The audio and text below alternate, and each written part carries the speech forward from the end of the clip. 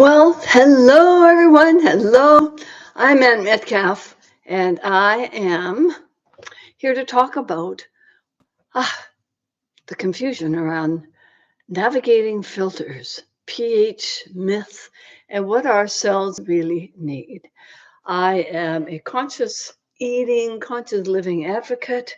I'm also a laughter yoga teacher, and uh, I get confused over all these different systems. I've been told to have alkaline water.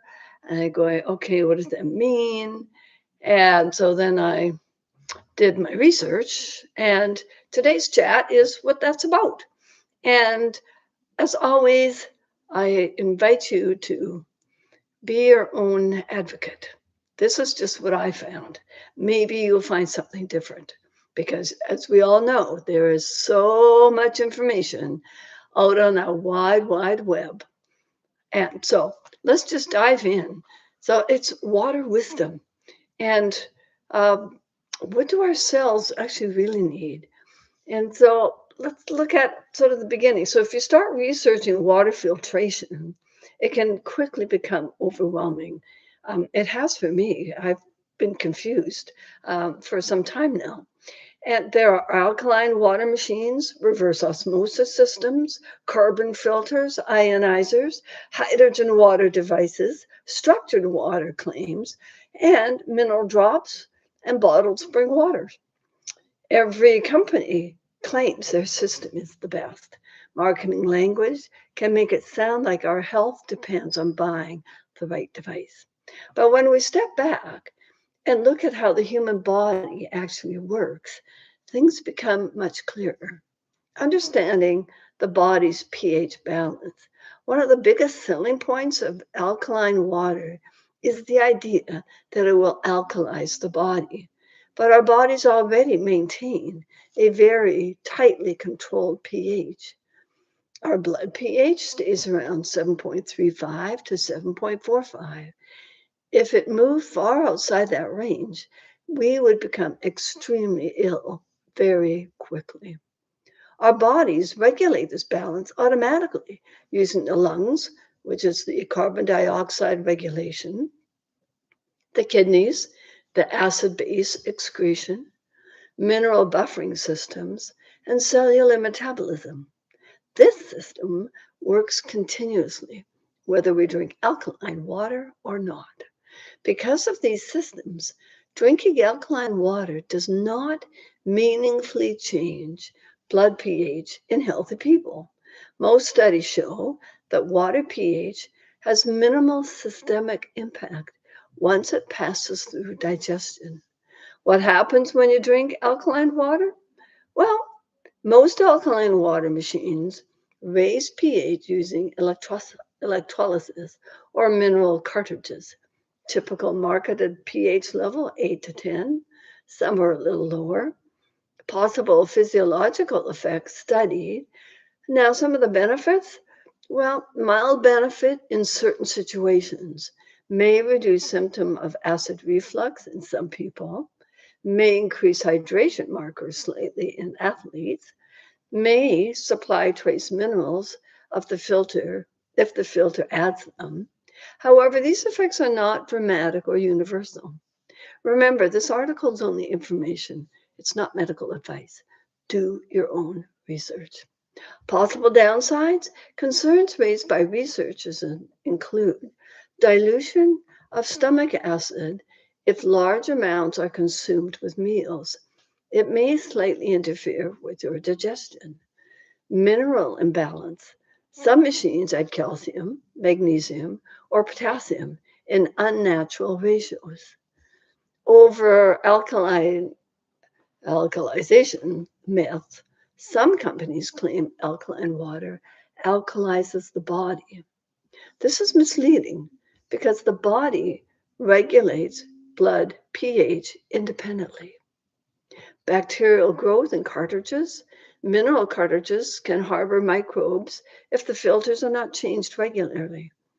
There is an important distinction. Natural mineral waters may be slightly alkaline because they pass through limestone or volcanic rock, Those waters contain balanced minerals formed geologically. Machine-produced alkaline water often creates alkalinity by electrolysis, artificial mineral cartridges, and ion exchange. These are not necessarily equivalent to natural mineral water. The stomach. It's supposed to be highly acidic. Well, it's supposed to be. Another important point many people forget. It's our stomach is very acidic by design. The typical stomach pH is 1.5 to 3. This acidity is essential for breaking down protein, absorbing minerals, activating digestive enzymes, and killing harmful microbes. If we constantly try to neutralize stomach acid, digestion can actually become less efficient, not more. What our cells really need. All right. What is it? What do our cells need from water? When we think about water and health, the key question isn't whether the water is alkaline. The real questions are, is the water clean? Does it contain toxic contaminants? Can our cells absorb it easily? Cells need water primarily for nutrient transport, waste removal, metabolic reactions, and maintaining cellular structure. The purity of the water matters far more than its pH. The confusion around the alkaline water. Well, alkaline water machines, they're heavily marketed with claims as alkalize your body, neutralize acidity, and prevent disease. Well, we all want to prevent disease, but not with a claim that isn't necessarily true. However, most of these claims misunderstand basic physiology. Once alkaline water enters the stomach, it immediately encounters strong stomach acid. The body simply buffers the pH back to its normal range. So the water's pH rarely has a lasting effect on blood pH. This doesn't mean alkaline water is harmful. It just means the benefits are often overrated in marketing. Slightly acidic water is actually normal. Natural water, as we've mentioned, are often slightly acidic, especially with the rainwater and mountain streams. Typical natural water pH 6 to 7. This happens because the water absorbs small amounts of carbon dioxide from the atmosphere. This mild acidity is completely normal and safe. Many respectful filtration systems, especially reverse osmosis systems, produce water in the slightly acidic range. Now, a simple way to think about water filtration, instead of focusing on pH, the acidity or the alkalinity, it's more useful to think about removing contaminants. Modern water can contain chlorine, PFAS chemicals, pharmaceuticals, heavy metals, agricultural residues, and microplastics. Many simple filters remove some of these substances, but reverse osmosis systems remove the widest range of contaminants. Let's look at the many types and hopefully better understand how different filters work and can help reduce some of the confusion. Activated carbon filters are among the most common. They work through a process called adsorption, where contaminants attach to the carbon surface. Carbon filters are very good at removing chlorine, unpleasant taste and odors, some pesticides, and certain organic chemicals. However, they generally do not remove dissolved minerals, fluoride, or many heavy metals. Distillation systems boil water and then condense the steam. Because most contaminants do not evaporate with the steam, they are left behind. Distillation can remove many minerals, heavy metals, and microbes. However, distillation systems can be slower and require more energy to operate. The ultraviolet purification, these systems use ultraviolet light to kill microorganisms. They are effective at destroying bacteria, viruses, and parasites. However, UV systems do not remove chemicals or dissolved contaminants from the water. Reverse osmosis systems use a semi-permeable membrane that filters water at the molecular level. The reverse osmosis membranes um, can remove 90 to 99% of many dissolved substances. That's why the RO, commonly used in laboratories, medical facilities, and food manufacturing. And so why do some people choose this reverse osmosis system? It's very clean because the membrane removes most dissolved solids. This means the water is low in contaminants. It has a neutral or slightly acidic pH, contains very few dissolved minerals. Some people like to add small amounts of minerals for taste, but many people just drink RO water as it is. For those who want a reliable way to remove a wide range of modern contaminants, RO systems are often one of the most effective options available for home use. When it comes to water, the most helpful perspective is a simple one. Our bodies are remarkably intelligent. They already regulate pH balance, mineral balance, and cellular hydration. Rather than trying to manipulate the body's chemistry, it often makes more sense to focus on providing clean, safe water.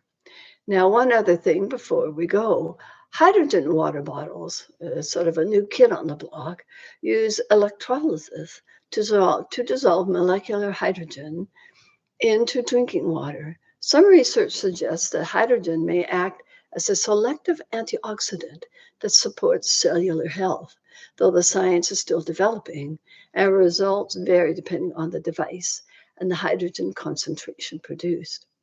Once the water is clean, the body can do the rest of the work naturally. The divine design of water and our bodies are a gift. Let's use them wisely for whole optimum health and wellness. What systems have you tried? What changes in your health have you noticed? In closing, clean water matters, but beyond all the technology and filters, it's worth remembering what Jacques Cousteau once said. We forget that the water cycle and the life cycle are one. When we care for our water, we are caring for life itself.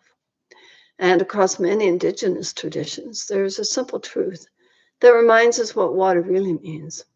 Water is life.